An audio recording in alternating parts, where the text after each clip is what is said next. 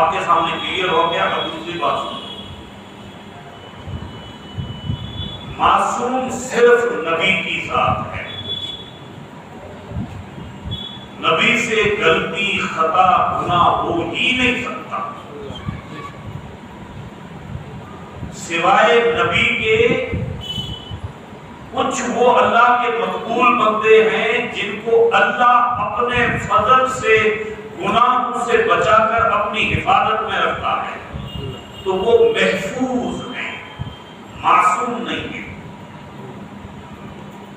یہ کلیئر بات ہے جس کو آپ کو سمجھنا ہے. اب جھگڑا کہاں پڑ گیا ہے کہ صحابہ کرام سے غلطی کیسے ہو سکتی ہے, اہل بیت سے غلطی نہیں ہو سکتی. یہ دماغ میں ہے کہ شیعہ حضرات اہل بیت کو معصوم سمجھتے ہیں تو اختلاف ہوگا کہ نہیں ہوگا؟ بھئی ہم ان کو محفوظ ضرور سمجھتے ہیں, معصوم نبی کے علاوہ کسی کو نہیں سمجھتے. معصوم صرف نبی ہے. میں مثال دے چکا ہوں آپ کو سمجھانے کے لیے.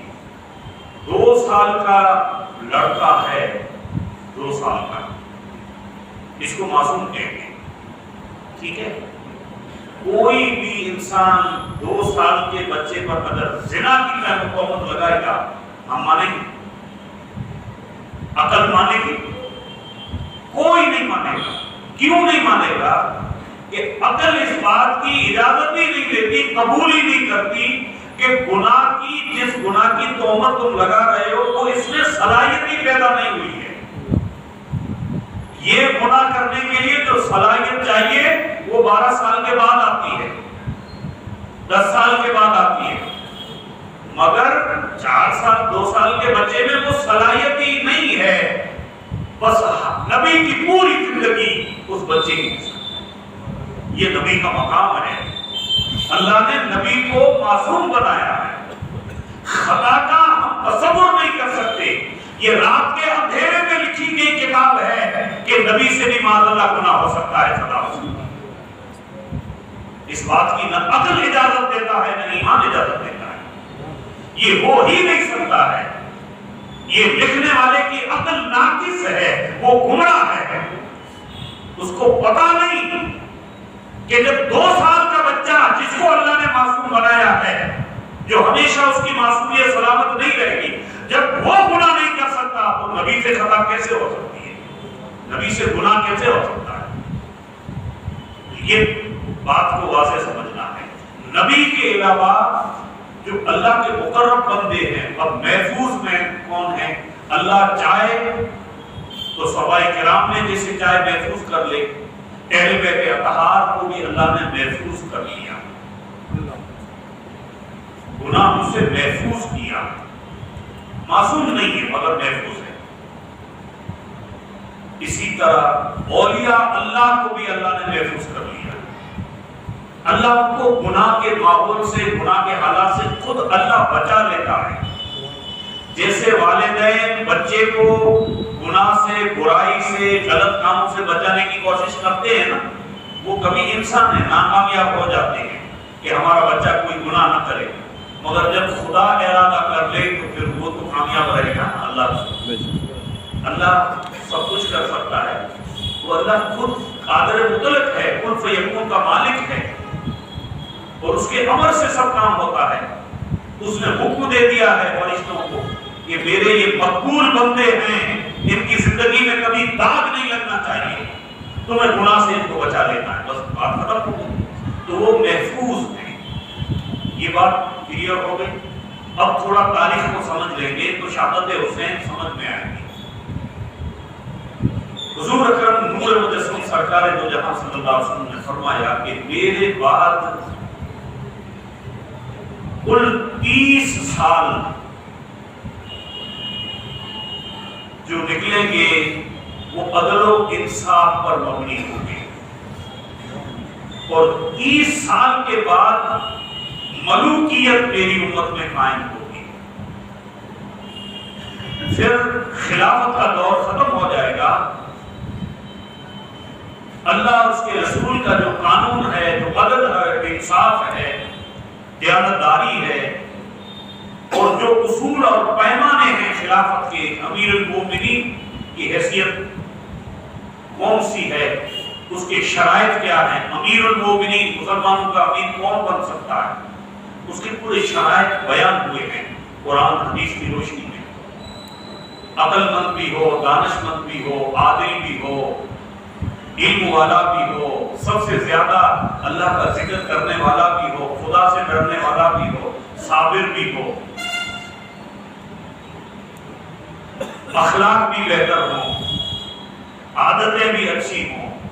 ان اکرمکم عند اللہ اتقاکم، قرآن شریف کی آیت ہے، تم میں سب سے بہتر وہ ہے جو سب سے زیادہ خدا سے ڈرنے والا ہے۔ یہ ساری کیفیتیں جتنے لوگ نیک پرہیزگار جمع ہو جائیں، 1000 10,000، ان 10,000 میں سے 100 آدمی چنے جائیں، ان 100 میں سے 10 آدمی چنے جائیں، ان 10 میں سے 1 چنا جائے، وہ مسلمانوں کا بھی ہوگا۔ تجربہ سب سے زیادہ جس کا ہو، جس کی عقل پختہ ہو، جو حق گو ہو، بہادر بھی ہو، عادل بھی ہو، صابر بھی ہو، شاکر بھی ہو، صاحب تقویٰ بھی ہو، صاحب معرفت بھی ہو، لوگوں کی پہچان بھی ہو، ایکسپیرینس اس کا سب سے زیادہ ہو، علم میں سب سے زیادہ ہو، سب سے زیادہ قرآن کو سمجھنے والا ہو، سب سے زیادہ حضور اکرم صلی اللہ علیہ وسلم کی اخلاق کریمہ حدیث پاک کا سمجھنے والا، بتائیے آپ یہ سارے شرائط ہوں، وہ عدل اور انصاف کے ساتھ سب سے زیادہ جو ہر طرح سے معتبر، متقی، پرہیزگار، مخلص بھی ہو، ساری خوبیاں یکجا کریں، ان میں سب سے جو اعلیٰ ہو وہ مسلمانوں کا امیر ہے۔ یہ پوری طرز عمل کتنے سال چلی ہے؟ 30 سال۔ اب آپ حساب لگا لیجیے، 2.25 سال کے قریب سیدنا صدیق اکبر کی خلافت رہی، 10 سال کے اوپر کچھ مہینے حضرت فاروق اعظم رضی اللہ تعالیٰ عنہ کا دور خلافت رہا، اور 12 سال کچھ مہینے حضرت عثمان غنی رضی اللہ تعالیٰ عنہ کا خلافت کا دور رہا، 4.5 سال کے اندر 4.25 کے کچھ اوپر مہینے، یعنی 4 سال 7 مہینے 8 مہینے ایسا کچھ دور، اور کچھ اوپر دن یہ حضرت مولا علی مشکل کشا کا دور خلافت رہا، اور 6 ماہ حضرت امام حسن مجتبی کا دور خلافت رہا۔ یہ سب کو جب کاؤنٹ کریں گے کیلکولیٹر کے ذریعے سے، تو پورے کے پورے امام حسن مجتبی نے جس دن خلافت کو چھوڑا ہے اس دن 30 سال ہوئے، اور یہ فرمان مصطفیٰ ہے، یہ حضور کی بشارت ہے، اور صحیح حدیث ہے، امت میں کوئی اختلاف نہیں اس بات میں۔ اب ہوا کیا ہے؟ حضرت مولا علی مشکل کشا کے دور خلافت میں صحابی رسول حضرت معاویہ نے ملک شام میں اپنی حکومت کا اعلان کر دیا۔ بڑی سنجیدہ بات ہے، اس کو بڑا سمجھنا ہے۔ یہ مسئلہ ایسا نازک ہے کہ تھوڑا بھی اس میں سمجھنے میں چوک ہوتی ہے تو آدمی گمراہ ہو جاتا ہے۔ مسئلہ بالکل میں واضح کر رہا ہوں، انشاءاللہ آپ کو 100% تسلی ہو جائے گی، سمجھنا ضروری ہے۔ حضرت معاویہ رضی اللہ تعالیٰ عنہ حضور کے صحابی۔ اب یہاں ایک بات کو واضح کرنا ضروری ہے کہ قرآن میں اللہ نے کہہ دیا ہے، فرما دیا ہے کہ میرے نبی کے جو صحابی ہیں ان کو اللہ نے بخش دیا۔ سمجھنا، عقیدے کو سمجھنا ہے۔ سرکار مدینہ صلی اللہ علیہ وسلم کی کئی احادیث کریمہ ہیں۔ اب یہاں کیا ہے کہ خطا ہو سکتی ہے، یہ میں نے واضح کر دیا نا پہلے، اس لیے میں کہتا ہوں یہ آج آپ کو میں برملا اہل سنت والجماعت کے اسٹیج سے یہ بات کر رہا ہوں کہ حضرت معاویہ سے اجتہادی خطا ہوئی. جب ایک حکومت قائم ہے قرآن اور حدیث کی روشنی میں، اور مولا علی جیسی ہستی جن کے بارے میں حضور نے فرمایا کہ میں علم کا شیخ ہوں، علی اس کا دروازہ، جس مولا علی کے بارے میں مصطفیٰ نے فرمایا ہو کہ جس کا مولا میں ہوں اس کا مولا علی ہے، اس مولا علی مشکل کشا کی خلافت قائم ہے، قائم خلافت ہے. اور خلافت جو قائم ہے اور متفقہ طور پر صحابہ کرام نے جن کو منتخب کیا ہو، چالو حکومت ہے، اور ایک نئی حکومت کا اعلان کرنا یہ کسی طرح سے بھی مناسب نہ تھا نہ ہے. میں واضح کر رہا ہوں، حضرت معاویہ رضی اللہ تعالی عنہ صحابی رسول ہیں، ان کا احترام اور عزت امت پر واجب ہے، مگر کانسیپٹ کو کلیئر کرنا ضروری ہے. آج تک اس پر کوئی بات کرنے کے لیے تیار نہیں ہے. سیدھے سادے مسلمان جو ہیں وہ کیا طے کریں گے؟ ان کو کیا پتا ہے؟ ان کو تاریخ تو پڑھی نہیں ہے. کون لوگ ہیں آپ میں سے اتنا جو ایک کھڑا ہو کر کہہ دے کہ مجھے پوری اسلام کی تاریخ یاد ہے؟ ہم کو تو موبائل سے فرصت کہاں ہے؟ ہمیں تو برائیاں اور بدکاریاں دیکھنے سے فرصت کہاں ہے؟ ہماری نوجوان نسل کو فرصت نہیں ہے. کون لوگ ہیں جو رات کو قرآن کی تلاوت کرتے ہوں اور قرآن کا ترجمہ پڑھتے ہوں، حدیث سنتے ہوں، حدیث کی شرح سنتے ہوں؟ کتنے لوگ ہیں؟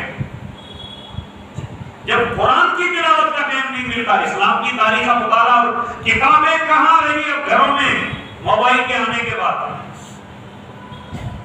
ہمارے گھروں میں سجاوٹ تو سب ہے، مگر کوئی الماری ہے جس میں کتابیں نہیں ہوں. اگر کتابیں ہیں بھی تو کتنے ہاتھ ایسے ہیں جو کتابوں تک پہنچتے ہیں؟ انصاف سے بات کیجیے. آئے کوئی؟ ختم ہی ہو گئی بات. تو اجتہاد کی غلطی کو سمجھ لو، یہ لفظ عربی ہے. حضرت معاویہ رضی اللہ تعالی عنہ سے یہ خطا ہوئی. انہوں نے الگ حکومت کا اعلان کیا جو کسی طرح مناسب نہیں تھا.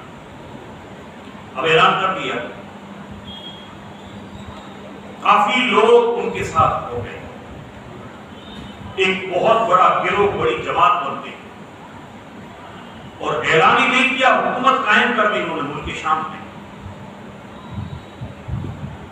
تو صرف اتنا نہیں ہوا ہے، حضرت مولا علی مشکل کشا اور حضرت معاویہ کے درمیان جنگ ہوئی، اور اس جنگ میں سامنے سامنے مسلمان شہید ہو گئے. یہ کلیئر بات ہے جو آپ کو میں کہہ رہا ہوں. جنگ جمل اور جنگ صفین وجود میں آئی، نقصان ہوا مسلمان کا. بعد میں کسی حد تک یہ بات ہوئی کہ آپ اپنے طور پہ وہاں آپ کے علاقے میں آپ حکومت چلاؤ، آپ چلاتے رہو، ہم ہمارے حساب سے جو خلافت کے دن ہیں پورے طریقے. اب یہ جو ٹکراؤ ہوا حضرت مولا علی مشکل کشا اور حضرت معاویہ کے درمیان، اس میں اس امت میں 4 جماعتیں پیدا، 4 جماعتوں نے جنم لیا. یہ بہت بڑا نقصان ہوا، اور کربلا اسی کے نتیجے میں وجود میں آیا ہے. اصل بات مجھے یہ سمجھا، اگر حضرت معاویہ اور مولا علی کے بیچ میں اختلاف نہ ہوتا تو کربلا نہ بنتا. کربلا بعد میں بنا ہے نا. یہ میں تاریخ سمجھا رہا ہوں آپ کو.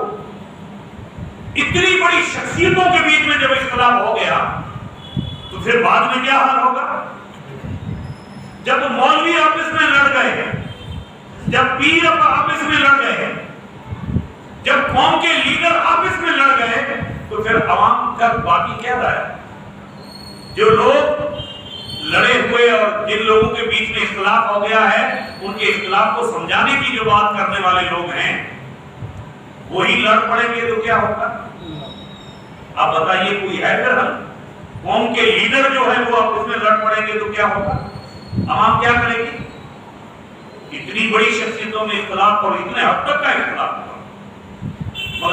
بات میں آپ کو صحیح بتا دوں، اتنے اختلاف کے باوجود اسلام کی تاریخ میں ایک بات صحیح سند اور روایت سے کوئی نہیں بتا سکتا کہ مولا علی نے کوئی اخلاق سے گر کر اخلاق سے نیچے اتر کر حضرت معاویہ کے خلاف کچھ بیان دیا ہو، یا حضرت معاویہ نے اپنے اخلاق و کردار سے نیچے اتر کر حضرت مولا علی کے بارے میں کچھ بات کہی۔ اختلاف تو ہو گیا، مگر وہ گر کر نیچے اتر کر اپنے منصب سے نیچے اتر کر کوئی بات نہیں کی، وقار سلامت رکھا۔ اختلاف کے بعد جنگیں ہو گئی، اس سے بڑھ کر بھی کوئی بات ہوگی۔ اب یہ جب اتنا ہوا تو اس امت کا کیا حال ہو گیا؟ 4 جماعتیں پیدا ہوئی۔ ایک جماعت وہ پیدا ہوئی جس نے حضرت معاویہ رضی اللہ تعالیٰ عنہ کے خلاف بہت کچھ بولا، بہت کچھ لکھا، ان کی شان اور عظمت صحابیت کی جو تھی اس کو بھی نظر انداز کر دیا، ادب کے دائرے سے نیچے اتر کر حضرت معاویہ رضی اللہ تعالیٰ عنہ کے خلاف بہت کچھ بولا، پوری طرح سے ان کی دشمن بن گئی۔ اس دور کی روایتوں سے پتہ چلتا ہے کہ اس جماعت کا نام تھا شیعان علی، جو حضرت معاویہ رضی اللہ تعالیٰ عنہ کے خلاف غلو کیا، یعنی اختلاف تو اپنی جگہ پہ رہتا ہے مگر اختلاف میں بہت آگے بڑھ گئے، ان پر لعنت کرنے لگے، ان پر طعن کرنے لگے، طرح طرح کی گستاخیاں کی، ان کا قتل کرنا فرض قرار دیا گیا وغیرہ وغیرہ، ان کے ماننے والوں کا قتل جائز تھا، اس طرح کی باتیں وجود میں آئیں۔ یہ میں آپ کو بتا رہا ہوں، تاریخ ہے یہ ساری چیزیں۔ ایک جماعت دوسری جماعت پیدا ہوئی جو حضرت علی رضی اللہ تعالی عنہ اور حضرت معاویہ دونوں کے خلاف ہو گئے، معاذ اللہ دونوں کو گمراہ سمجھا۔ ان کا نام آیا ہے خارجی، جماعت کا صیغہ ہوگا خوارج، خارجی لوگ پیدا ہوئے جنہوں نے اعلان کر دیا معاذ اللہ استغفر اللہ کہ حضرت علی کا قتل جائز ہے، اور مولا علی کو شہید کرنے والے یہی لوگ ہیں۔ یہ ذمہ داری کیوں نہیں کہہ رہا؟ یہ کون لوگ تھے؟ اپنے آپ کو مسلمان سمجھنے والے تھے، یہ سب داڑھی ٹوپی والے لوگ تھے، تہجد پڑھنے والے لوگ تھے، بہترین قرآن پڑھنے والے لوگ تھے۔ یہ میں بتا رہا ہوں کوئی یہودی نصارہ غیر مسلم نہیں تھے، امت مسلمہ میں سے اس دور میں لوگ جو ہے نا اس طرح کے گمراہ ہوئے۔ یہ جب دیکھو جب دین کے اندر کچھ نہ کچھ اختلاف کی باتیں جب چلتی ہیں تو عوام پر اس کا اثر بہت برا پڑتا ہے، عوام کو سمجھ نہیں ہے نا۔ تو اس طرح ایک خارجی فرقے نے جنم لیا جس نے بہت مولا علی مشکل کشا کی گستاخیاں کی، حضرت معاویہ کی تو کی مگر زیادہ دشمنی حضرت علی سے، اور یہ نتیجہ آیا کہ ایک دن مولا علی مشکل کشا ان لوگوں کے ہاتھوں شہید ہو گئے، اور شہید ہی نہیں ہوئے، شہادت کی خبر جب مولا علی کے پریوار کو پہنچی آپ زخمی ہو گئے، اور جب پتا چلا کہ آپ کی روح پرواز کر چکی ہے تو رات کے اندھیرے میں آپ نے جنازے کو لے کر کہیں دور جا کر جنگلوں میں پہاڑوں کے بیچ میں کہیں جا کر جو ہے خفیہ جگہ پر ان کو دفن کیا گیا۔ ان کی نماز جنازہ کا اعلان نہ ہو سکا، کیوں کہ خارجیوں کا اتنا ڈر تھا کہ ان کی قبر کا پتہ چلے گا تو مولا علی کے جسم کو قبر سے نکال کر کتوں کو پھینک دیں گے، اتنی دشمنی تھی۔ سب نمازی لوگ تھے، یہ خارجی، سب کی داڑھی تھی، سب قرآن کی تلاوت کرنے والے تھے۔ یہ بخاری و مسلم میں موجود ہے، اور میں اللہ کے گھر میں ذمہ داری سے بات کر رہا ہوں۔ یہ یہود و نصارہ نہیں تھے، اتنا بڑا فتنہ اس امت میں اس دور میں ہوا۔ یہ دو جماعتیں، تیسری جماعت جو تھی اس نے حضرت معاویہ کو ساتھ دیا اور حضرت علی کے خلاف میں وہ بھی ایک بہت بڑی جماعت ہو گئی. آخری بچی ایک چوتھی جماعت جو جنت کی جماعت تھی. وہ لوگ صرف خدا سے دعا کرتے رہے کہ اللہ اس امت کو تم بچا لے. انہوں نے حضرت معاویہ کے بارے میں خاموشی اختیار کی مگر خلافت مولا علی کو انہوں نے تسلیم کیا. مولا علی کی خلافت کو تسلیم کیا تھا. حضرت معاویہ کی حکومت کو قبول تو نہیں کیا مگر حضرت معاویہ کے بارے میں خاموش رہے. اس جماعت کا نام اہل سنت و جماعت. یہ وہی جماعت الحمدللہ جس کا نام اہل سنت و جماعت. آپ سمجھ گئے یہ پورا کانسیپٹ ایک لیے پیش کیا ہے کہ آپ کو سمجھ پڑے. اب جب یہ ہو گیا تو دشمنی اور عداوت تو جب جنگ ہو گئی تو بڑی ہوئی تھی. آخری وقت حضرت معاویہ کا 20 سال ان کی حکومت چلی ہے. جب حضرت مولا علی دنیا سے چلے گئے تو جو اہل سنت و جماعت کے خیال کے لوگ تھے اور جو صحابہ کرام تھے انہوں نے مل کر حضرت مولا علی کی جگہ پر امام حسن مجتبی کا انتخاب کیا. اب جب ان کا انتخاب کر دیا تو طاقت میں حضرت معاویہ کا گروپ اور جماعت تھی وہ زیادہ طاقت میں تھی. تو انہوں نے اعلان کر دیا کہ ہم چڑھائی کریں گے مکے مدینے اور تمہاری عید سے عید بجا دیں گے ورنہ تم حکومت سے سرد دوش ہو جاؤ. 6 مہینے تک حضرت امام حسن مجتبی رضی اللہ تعالیٰ عنہ حکومت پر رہے خلافت پر. جلیل القدر صحابہ کرام سے مسجد نبوی میں مشورہ کیا ان حالات میں کیا کرنا یعنی جنگ کرنی چاہیے یا پھر جو ہے صلح کرنی چاہیے. تو جلیل القدر جو صحابہ کرام اور حسن مجتبی رضی اللہ تعالیٰ عنہ سب کی رائے یہ بنی کہ امت ٹکڑوں میں تو بڑھ چکی ہے. اب لڑائی کرنے میں مسلمان کی تلوار مسلمان پہ چلے گی. یہودی تو ہے نہیں اور تو کوئی ہے نہیں. ادھر خوارج کا الگ فتنہ ہے شیعہ علی کا الگ فتنہ ہے. تو ان سب فتنوں کے بیچ میں بہتر ہے کہ صلح کر لی جائے اور صلح کا نتیجہ یہ بنے گا کہ حضرت امام حسن مجتبی کو خلافت چھوڑنی پڑے گی. سو یہی طے ہوا اور امام حسن مجتبی نے حضرت معاویہ کو بلا کر ان سے صلح کی اور آپ سبق دوش ہو گئے. کچھ لوگوں نے کہا کہ امام حسن نے یہ ٹھیک نہیں کیا معاذ اللہ. اب مصطفیٰ کی حدیث سن لو یہ صحیح حدیث ہے کہ میرا حسن وہ بیٹا ہے جو امت کے 2 گروہ کے اندر صلح کرائے گا. حضور نے سند دے دی ہے امام حسن کی صلح کی. اب میں اہل سنت و جماعت کا موقف پیش کر رہا ہوں کہ جن لوگوں نے حضرت معاویہ سے امام حسن مجتبی نے اور صحابہ کرام نے صلح کر لی اور خاموشی اختیار کر لی اور حکومت سے سبکدوش ہو گئے. اہل سنت والجماعت کا یہ اعلان ہے کہ جن سے امام حسن رضی اللہ تعالیٰ عنہ نے صلح کی ہے ان سے ہماری بھی صلح ہے. پھر حضرت معاویہ رضی اللہ تعالیٰ عنہ سے دوسری خطا ہوئی. ہم ان کو خطا ہی کہیں گے کہ آخری وقت میں حضرت معاویہ نے یزید کی خلافت کی وصیت فرما دی. حضرت معاویہ رضی اللہ تعالیٰ میں آپ کو صحیح بتا رہا ہوں جب یزید کا نام آیا تو امام حسین رضی اللہ تعالیٰ عنہ نے جنگ کا اعلان کو قبول کر لیا. آخری وقت ٹالتے رہے جنگ کو مگر آخری وقت میں پھر اپنے آپ کو قربان کرنے کا اعلان کر دیا.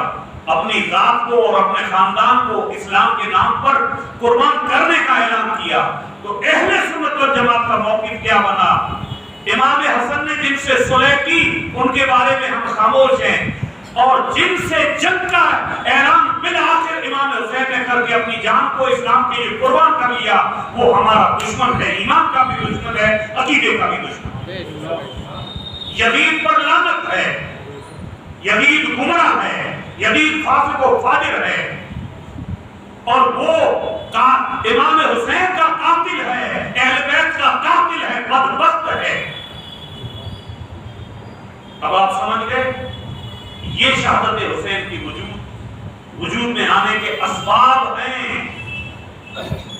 بعض جماعتیں بنی کیا کہتے ہیں، آج بھی کچھ خارجی لوگ یزید کو بھی حق پر مانتے ہیں، معاذ اللہ استغفر اللہ، مانتے ہیں نہیں مانتے؟ کتنے لوگ ہیں جو کہتے ہیں کہ ہاں یزید بھی معاذ اللہ اس کو بھی امیر المومنین مانتے ہیں؟